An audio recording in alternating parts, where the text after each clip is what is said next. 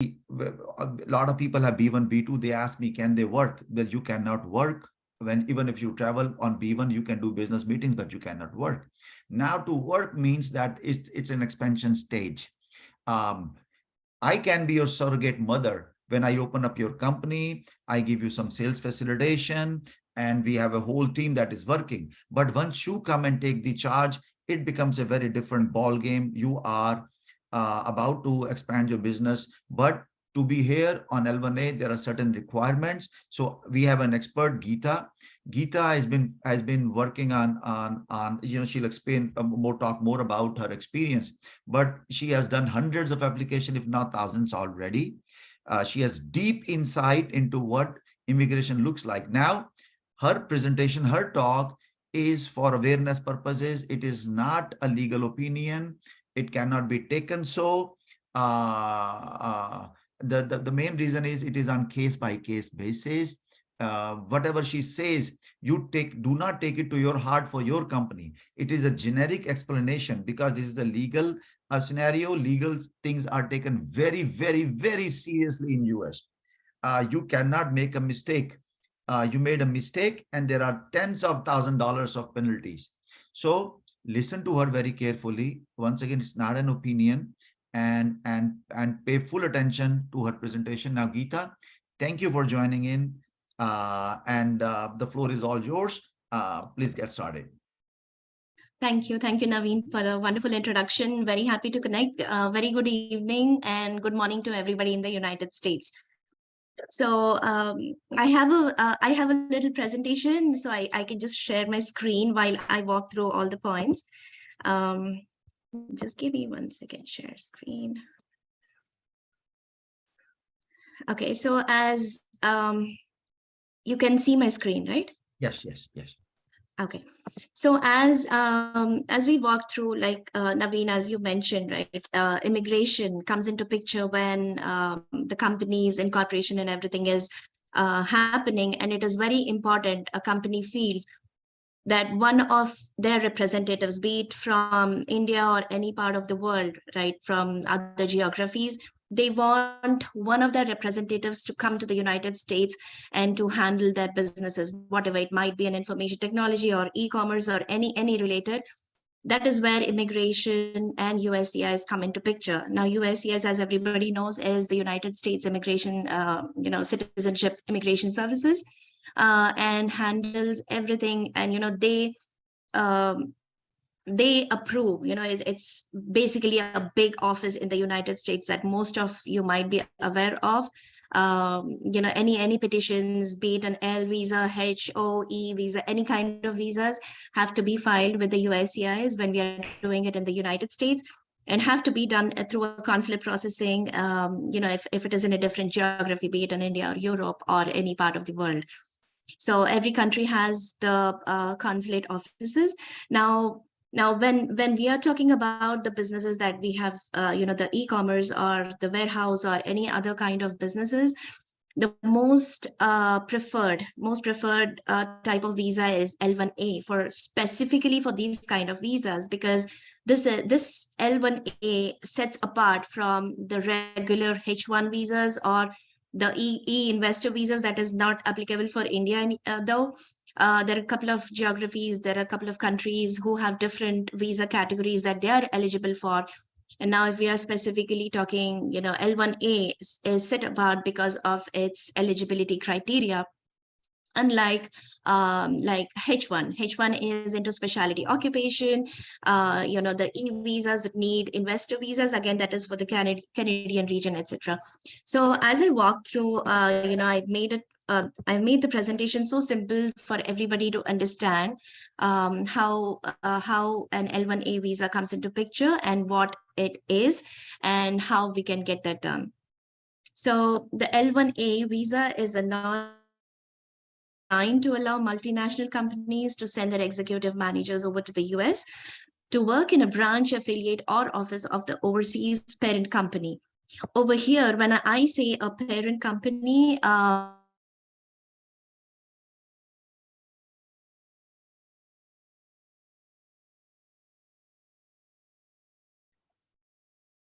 Geetha, that USCIS require or the organization abroad must qualify for you can hear me, right, Navin? Because Yes. I think my internet, yes. Okay. Must qualify to be a branch, affiliate, or any other offices that they have relation. Like if the parent company is in the US and we have a company in India or we have a company in the UK, they must have a qualifying relationship. It can be a branch, it can be a affiliate, it can be another office, a sister company or a parent company, and vice versa. So it has to be more than 50% ownership. That's very important. So the affiliate relationship, a branch or a subsidiary relationship makes a company eligible for the L1A visa, but this is only one point, to fall under this criteria. So, but this is considered to be one of the important criteria, and a step one for a company to be eligible to even think about applying an L1A visa.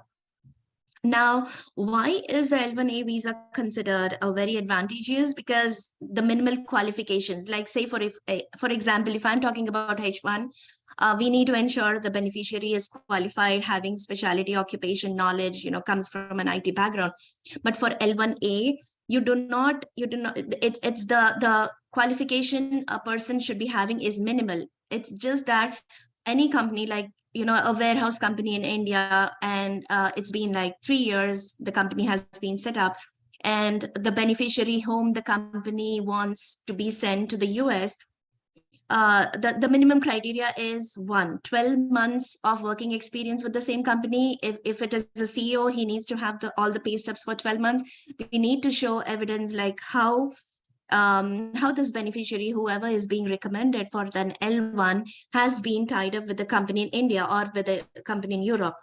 It's very important to show the beneficiary has been engaged or has been working in an executive capacity in the foreign company, wherein we can take it as India over here.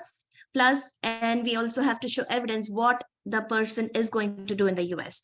So the reason why I'm saying the qualifications are minimal, USCIS would not see if he is done a master's or any other great PhDs or something like that. They would want to see that the beneficiary is holding a professional degree and understands the business well. So over here, when you talk about L1A visa, another important category that USCIS wants to see is if the beneficiary we are proposing for an L1A visa is handling a function of the organization or is in an executive managerial capacity. When I say function, like for example, we can take the warehouse over here, say some ABC company is there, and the beneficiary whom we are recommending the L1A visa wants to manage only the warehouse part of the organization. The company might be doing various types of businesses. We can categorize this beneficiary to fall under a functional manager and handle the warehouse business for the company in the US. Versus there is another category. This is applicable mostly to the IT companies, executive managerial capacity or a multinational managerial capacity, wherein the beneficiary is handling multiple geographies. So these are the two types of visa categories we can show that an L1A beneficiary is eligible for. So under this visa, we can have the managers and executives stay in the US. The first request for this visa is up to 3 years. Initially, USCIS might also approve only for 1 year, and then we have to file extensions. So this visa category is the max out time is for only 7 years. And I think this visa is also very good in terms of, when we come over here on a non-immigrant visa, it also leads you to apply for an immigrant intent visa, which is ultimately the GC. So L1A visa is set apart for the kind of qualifications it has. And, it's easy for somebody to get a green card ultimately, given we have all the evidences, all the the beneficiary working, and we need to show every evidence to the USCIS that the company is organizing and functioning in a proper manner, as filed in the petition. So the L1A visa, now these are all the generic terms that I have spoken about L1A visa, but however, when the incorporations comes into picture, L1A visa is also, I think now the new warehouse offices or, the e-commerce or anything that is coming to picture will most likely fall under an L1A new office. This is a different picture of the L1A visa as opposed to a general L1A when we file to an IT company or any other companies that have already been existing in the US. So when I say L1A new visa, somebody from India, somebody from Europe, an organization that has already been existing in another geography and wants to open up in the United States, I'm sure Ajay and Navin would have already spoken about it. So when they are trying to set up their offices over here, the incorporations should be done, all the federal regulations should be followed. USCIS, when you're applying for this visa, would want to see all the evidences. It is going to audit and then only approve all these kind of petitions. So L1A visa is apart from other visas, like I mentioned earlier, J1, O1, L1A is very, very different from the other types of visas. So it is very important for you to know that L1A visa is initially granted only for 3 years or 1 year, as opposed to something like an H1, which is for 3 years. So Navin, can I go into this next slide? Yes, please. Wonderful. So when we'll talk more about L1 visa as for the new office requirements. For the L1A visa, the specific requirements that must be met and to open up an office is you must be able to present evidence that you are an employer, has a rented or a building. Prior even to doing an L1A visa, you must have all these set up in the US. You must have enough room to show to USCIS that the beneficiary whom you're applying for the L1A visa is going to come and sit in here in the US. Where is he going to sit? So you need some office space. You need to show proper lease agreements. If you're buying an office, you need to show all those evidences to the USCIS in the petition. So this is the basic groundwork that you will want to consider. You should be considering everything prior to filing a visa petition. So in the 3 years leading up to L1 visa application, you must have been employed with the company for at least 1 continuous year as an operating manager or executive. Now, this also comes into picture when the foreign national or the beneficiary whom we are applying from the foreign country. Here we can consider as Europe or India. The beneficiary should have been mandatorily working with the foreign company for at least 12 months. So one of the best evidences that USCIS would see is the offer letters, the pay stubs, etc. And we have to make sure the beneficiary is meeting this criteria and also would continue to be operating in a similar executive position in the US. It's very, very important to have all the evidences for the USCIS to show that the petition is strong, right? And you must prove that the L1 visa new office will achieve the doing business standard within 1 year of having L1 petition approved.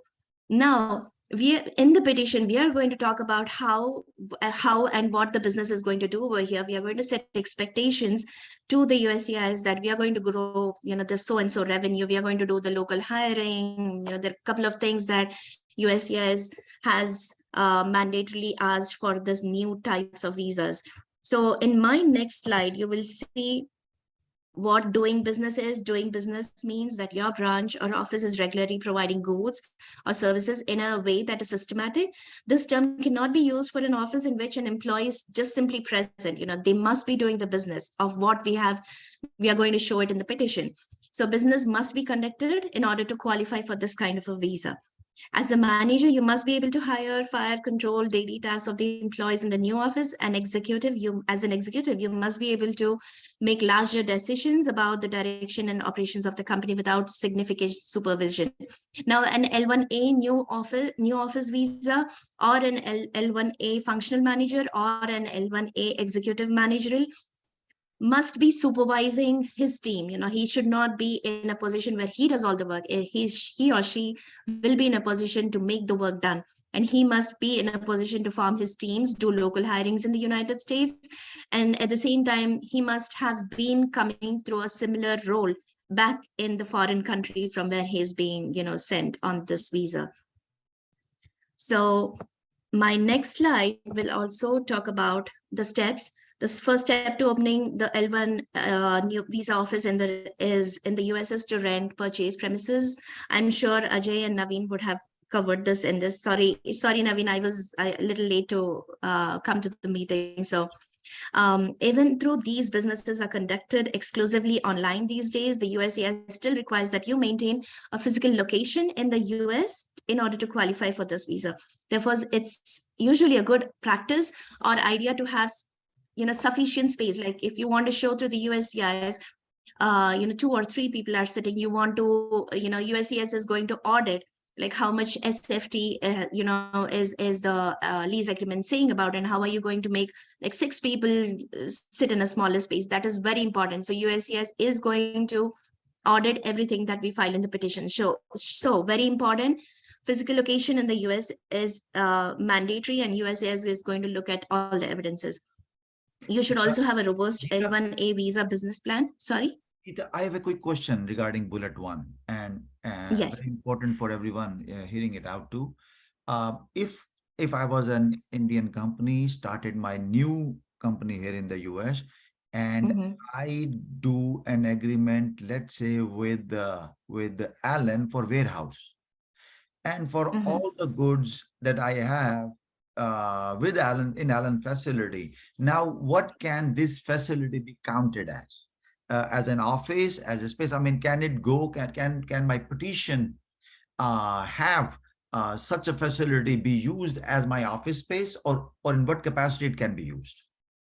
So yes, so with Alan, right? If you're talking, you have the L1A petition is going to be filed. You should mandatorily have an office for your company. So even if you're tying up with Alan to use his office space, or use his warehouse where you will have your employees sitting, it is mandatory for you to have an agreement with Alan showing this is the office space, because USCIS would want to see the evidences, right? So you need to have that agreement very properly written, under legal terms and conditions. And then, of course, you can show the office space that you will be using.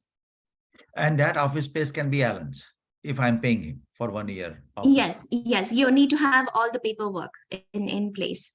You can definitely do that, but you cannot show that Alan is, there is a citation in the USCIS for a third-party placements, but not for L1A. That is only for L1B visas. So, you have to show that, your company is operating and has an agreement with Alan's office that you will be. It's basically like a, lease agreement, right? Wherein you show your folks are sitting in Alan's office. Wonderful. Okay. Thank you very much. So I hope this answered your question. Right. Thank you. Yes. So yeah, so now coming to the second point, this is the most important point that the USCIS now is screwing up the applications, because I think because of the COVID, we have seen cases wherein a business plan was submitted in 2019, got approved in 2020, but because of the COVID, the businesses could not meet the requirements or the criteria that they have specified in the business plan. So we do have, we do have teams that work on exclusive business plans for new offices, and that business plan will talk about the financial projections, the hiring and, the hiring process in the United States. How much of revenue growth do you expect for the next 5 years for the businesses? So these things are very important to show that, the new office that is going to be set up in the US is going to generate revenue and improvise the economy for the United States. So USCIS considers this very, very important, and the business plan is very critical for an L1A new visa office. We do not need L1, the business plans for the companies that have been already existing in the business, like say for about 5 to 7 years or something like that. But any new office needs to submit a business plan, a very vast business plan that will talk about, all the projections, what the business is going to do, what kind of goods they're going to sell, how much revenue do they expect in the first year, second year, third year, the quarterly, everything in detail. So, but we have seen that USCIS, very often issues RFEs for these business plans. So very important for a new office to consider, doing the business plans in a very efficient and an effective way, to be submitted to the USCIS with the petition. So Geetha, So one big question here. Sitting from yes. India, they may not realize the kind of business plan they can be creating because, so how can they get an help here in the US working with an expert to create the business plan? How does it work out? I mean, do they have to do their own or they have to have someone? So I have seen, yeah, Navin, we have we have the teams who could, help us with making a very, very efficient business plan. I would not recommend, doing the business plan by themselves, the beneficiary or the organization, because it is very critical. And we, the expert teams who do this business plans do advise you on what information that you need to include, right? If you're saying like, my projections, like I'm just doing a 50K business, then that's not going to work out. So there are some key points that the experts will advise in terms of this business plan. And I would not recommend an organization to just do that on their own, because I have seen some of the major businesses being issued RFEs only for these business plans. Oh, really? Oh, okay. Well, that's a very critical point for everyone to keep note of. Yes, a business plan is, a very, very key and critical thing for an L1A new office. Oh, wonderful. Okay, please carry on. So again, this is more to do with incorporation, but I wanted to have this in my slide because it helps you understand. The new office must be formed into a taxable entity. Many employers choose to have, it might be a profit or non-profit, but many employers choose to have the entity become a corporation or a LLC. To do this, you need to file, you need to have everything, the information articles, everything that needs to be compliant and with the Department of State, in particular, in whichever state they chose to be. Right, I think Ajay definitely would have covered these key points on the incorporations. So because the L1A is only granted for one initial year, typically new office L1As are only given for 1 year, versus the L1A visas that we do for already existing business clients are, based on the evidence that we provide, can be given up to 3 years. Typically, new offices are restricted for 1 year, and at the end of 1 year, when we file an extension, we file an apply for an extension, we have to show all the evidences of how much hiring we did and what we have submitted in the petition. When the new office L1A initially would have been submitted, we would have given this business plan which talks about the projections.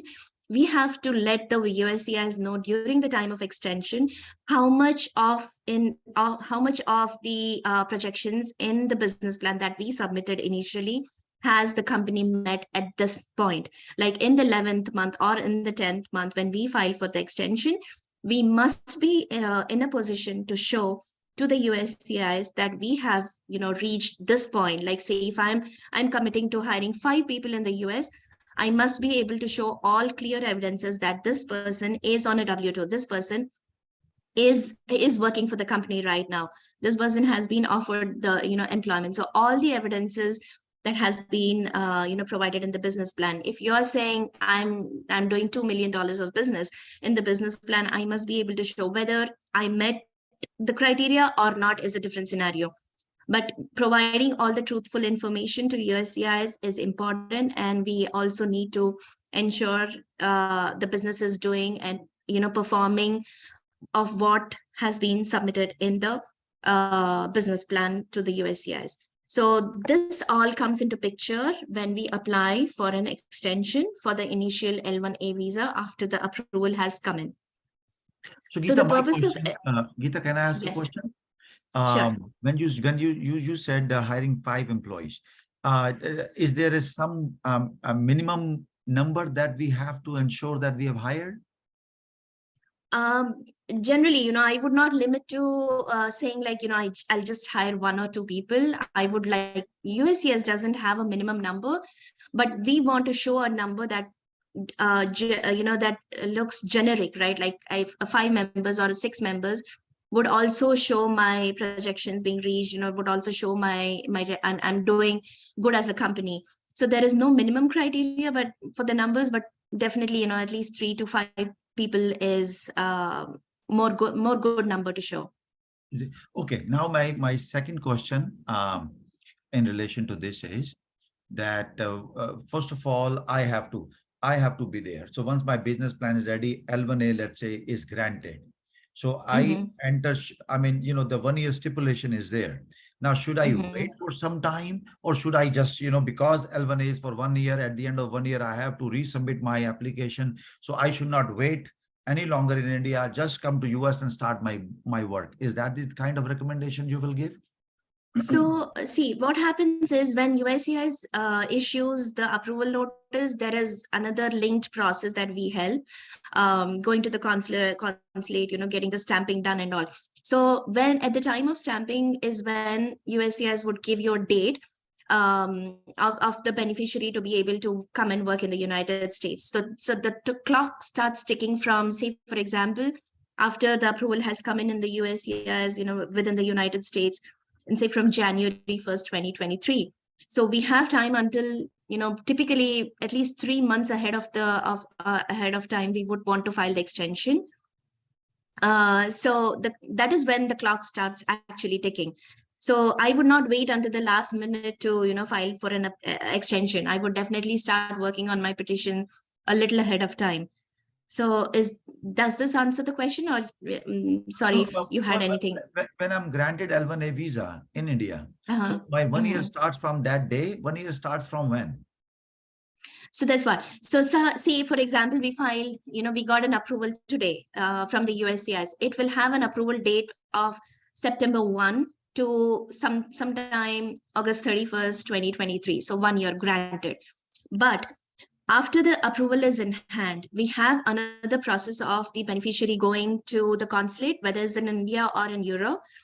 The consular officer also has, sometimes they determine, if the petition is very strong, they determine, you don't have to, because given the COVID situations right now, the way consulate officers are working is they might do a waiver. Hey, you have the, you can just submit your passport and get your visa.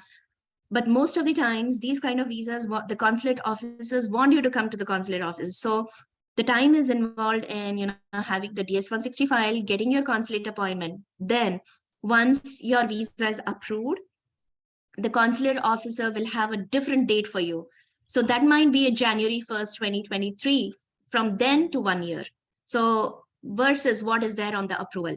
Because it's pretty weird that we go through all the situations, but the USCIS approval has one date, and a beneficiary can only come into the United States after the consulate officer has approved the dates. So that might be a different one. So I'm saying the clock might start ticking once this process is completed and the date that has been issued on the visa.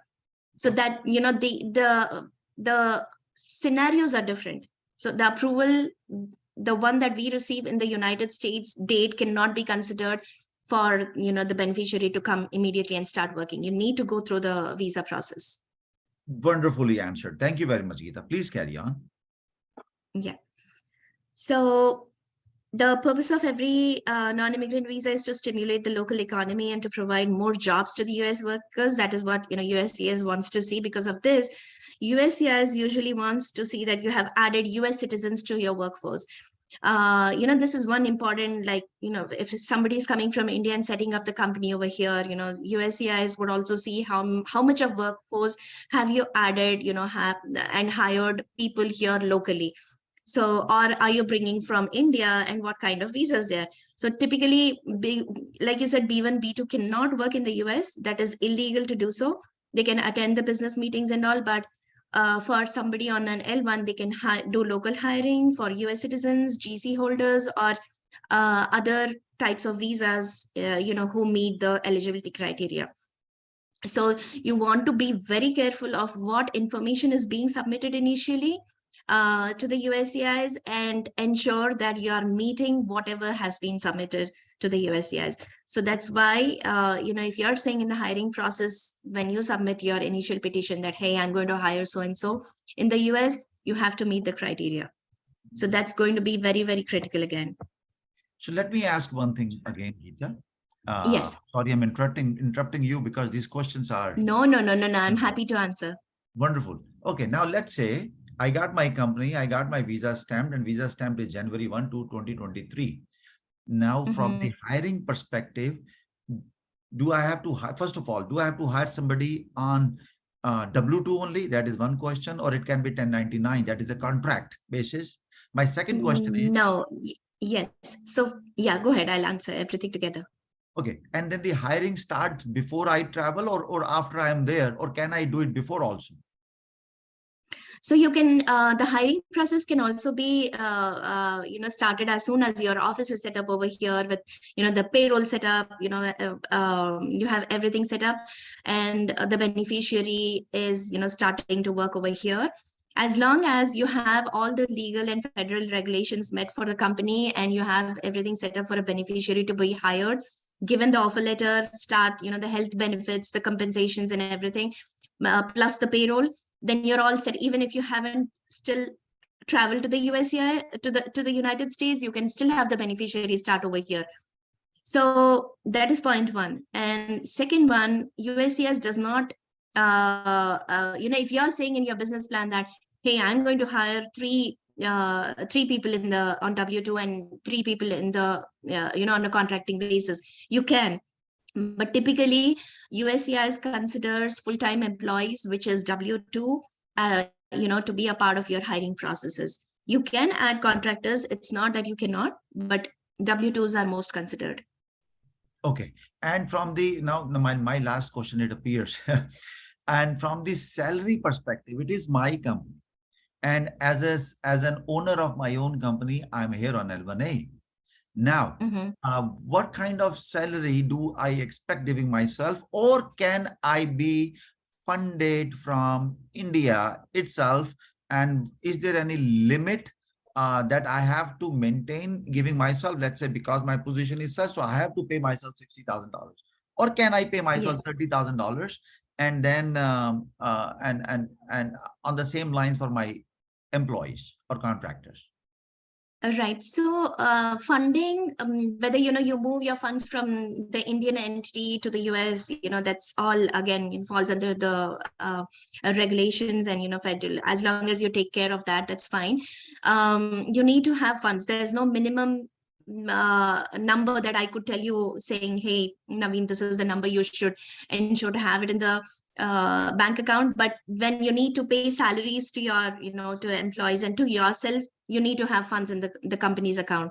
So as long as you are able to pay them, it doesn't matter how much is the limit you have in your bank accounts, versus like how much you're trying to pay to the folks, whomever you employ. It is important for, if you're hiring people on the US, if you're getting somebody who is a US citizen, or if you're getting, H1B worker or somebody else on an L1 from India, you need to ensure they are paid. They are paid per the local regulations. You need to ensure, most of these states have this minimum wages. So you want to ensure, check what are the minimum wages of that state. Like California might be different, Texas might be different, New Jersey might be different. So there is a website for Department of Labor for you to check, like, say, what is the minimum wage for the New Jersey, and based on that you can fix an compensation for the employee. But it doesn't matter how much of money you would want to ensure that you have money when the payroll is happening. So there is no minimum criteria, but importantly, you need to pay to the beneficiaries you hire. So and pay all your and it has to be full-time employees, or they can be part-time? full-time is preferred. USCIS always considers full-time, but there is no mandatory condition over here that they cannot be a part-time. Again, like when we file the petition, if you're doing an L petition or a H, there is a question which answers this part of the USCIS. I'm going to say this beneficiary is only going to work 20 hours a week. I'm only going to say, this beneficiary will work 30 hours a week. So as long as we provide information to the USCIS, you're good. It doesn't matter. Thank you very much. Thank you. Please carry on.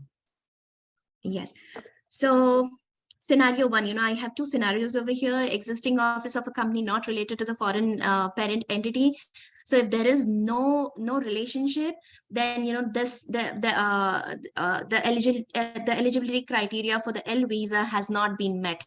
In case an entity based in the US is not an affiliate or a subsidiary of the foreign parent company, it is essential for you to have a parent company relationship through the way of acquisition. This is one way that we could do. I've seen a lot of companies do use this. Acquire a company, be it in the United States or be it in the India, but importantly, have all your paperwork done, right? There's a lot of paperwork that needs to be done when a company is acquired. So as long as we are able to show and prove there is an existing relationship between the parent company, versus with the company in India or with the United States, the affiliate, the subsidiary relationship or a sister company, as long as we show proper evidence that the USCIS requires, the eligibility criteria for the L1 visa is met.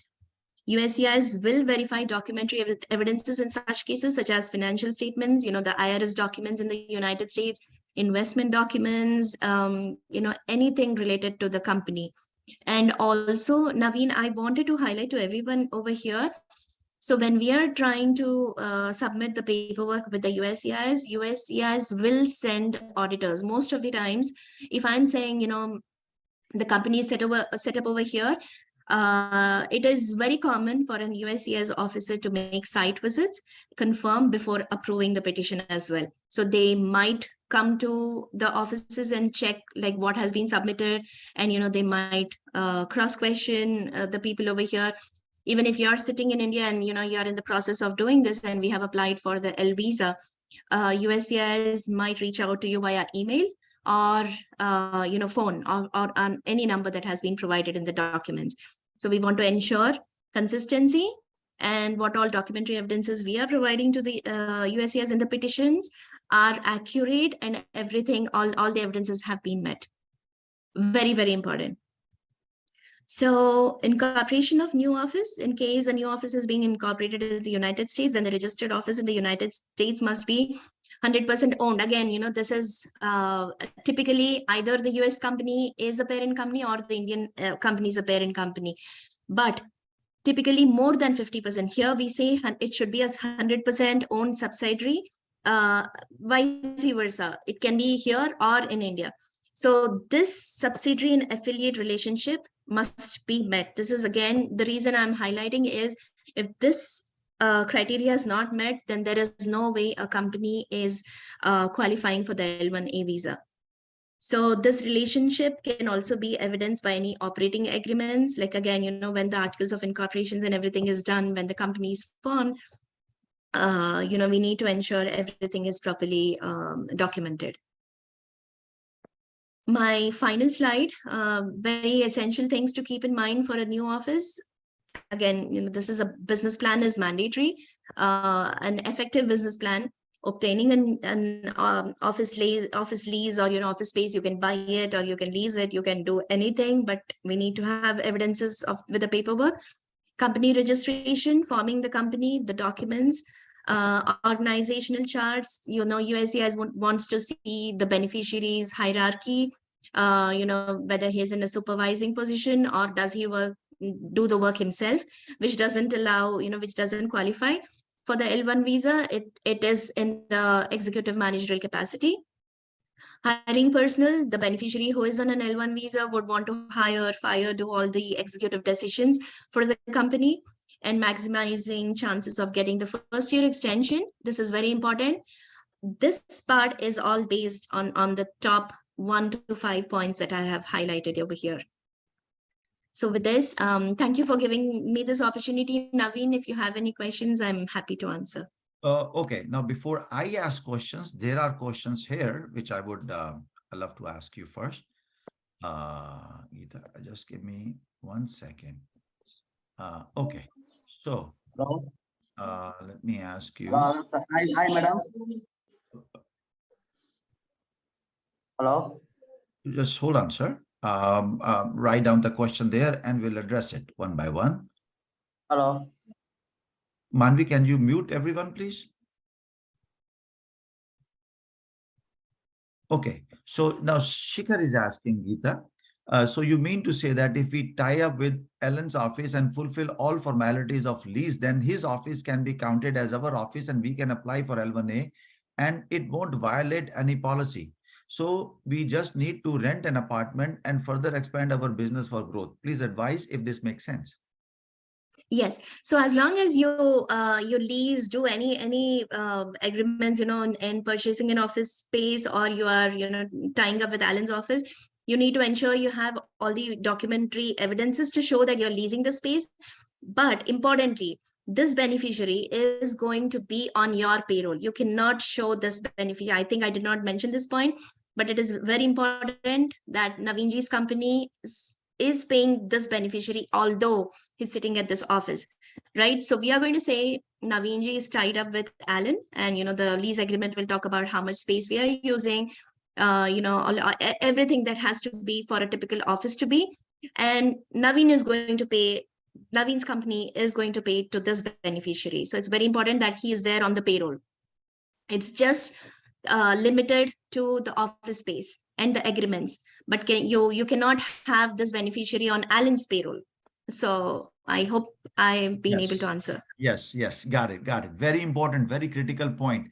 Having an office space or rent or leasing Alan's facility does not mean that people on Alan's payroll become your employees, right? That's a very, Yes, very yes. different. Okay, thank you very much. Now, Geetha, just because you said that, one question that comes to my mind, as an owner of the company, I'm not, nobody can fire me because I am the CEO. Now I can fire myself. Now, in those scenarios, even L1A are granted to people who are the owners, or they have to send their employees only? No, a CEO can travel over here, CEO, CFO, anybody from, say, for example, you are coming over here from India over here and you are applying. It's like, again, the criteria is your company should have been existing for the past 1 year, at least 1 year. And you should have, again, you must be taking some kind of a payroll, some kind of a pay from your Indian entity. So pay stubs come into picture. So these are the, and another critical thing is, at least you would have some kind of a team in India that you would have been managing. So USCIS would want to see what you have been doing in India, prepare a nice org chart wherein you say Navin is, handling 20 employees. And these employees again have teams, blah, blah, blah. There's like a little bit of, work around and the org chart that we need to show. So are you as a CEO or a CEO or a CFO can come to the United States as long as you have been meeting this eligibility criteria back in India. Got it. Well, we don't have, I think a lot of people will be doing a lot of thinking, Geetha. And thank you very much. I don't want to hold you up. This is a working day, and I know you have a deposition to attend today. And yes, right. Okay, I know that. So I won't, okay, Shikhar has asked one more question and let's wrap it up after that. This is the last question, people. And then after that, we'll just within 2-3 minutes, we'll wrap it up. The question is, he says, thank you to you, Geetha. My last question for today is, if we are applying for L1A, so what should be the minimum money one has to meet all 1 year expenses considering for the company working in e-commerce business and exports? So I cannot give a number, it's case by cases again, like, how much business you do in India, how much business are you going to expect for you to grow in the United States. It's all case by case. I cannot say USCIS want you to show like a, $1 million revenue over here, what you do in India. We would want to evaluate the case first and then come up with a number. So this comes into picture when we start working on the business plan. So, but as long as you have money for yourself to travel, for as long as you have money for you to pay the lease, office space leases, and when you have, you know how much investment you will need, like to hire two people, three people, right? So this is like case to case, and we need to evaluate it properly to say what is the projection that we will be giving, plus how much amount you will need to invest upfront before you start all this. Wonderful. Well, thank you very much, Geetha. Thank you for beautiful insight. We are over the limit time, but that happens every time. Everyone, I would request to fill up the form who are looking for such service. Remember everyone, this is a generic information, case by case basis. This is not a legal opinion. And to get started, I mean, you see, in such matters, I promise you, anyone try to reach Geetha, and if you can, just tell me, let me know that you could reach Geetha. We cannot reach Geetha that easy. Yeah. We cannot reach Ajay that easy. It may appear to you that they are here, or Alan. It will take you some good time, some good weeks before Geetha says, yes, tell me. So you made the best use of it. Please remember, every word said by Geetha is very important to consider. It's not a legal opinion. It's case by case basis. Fill up the form and I will work with you. My team will work with you. It's a conglomerate. Please keep in mind, we are all based out of New Jersey. All together, it's one big team working to make things happen. I wouldn't hold you saying that, we are making these strides because there is anti-China thing. There is immense interest. IRS is putting in $4 billion into managing the requests coming in to form companies to multiple ways. I mean, there is so much happening in the US, other than saying what the market is doing and what the inflation is doing, but the business is still happening. People are still buying stuff. Opportunity is humongous. You have to have right team. You have to have right people. Now with Ajay, with Alan as a warehouse, Ajay is an expert in company formation, compliances, and Geetha is an expert on L1A. I mean, we talk about L1A, but she can talk about L1B, she can talk about H1A. Here, our focus is for the manufacturers in India who want to expand business further, and they are coming to the US market. Well, thank you, Geetha. I won't hold you. I will say thank you very much. I'm just going to Thank you. Thank you very much for this opportunity. Absolutely, my friend. This is amazing. Amazing dialogue.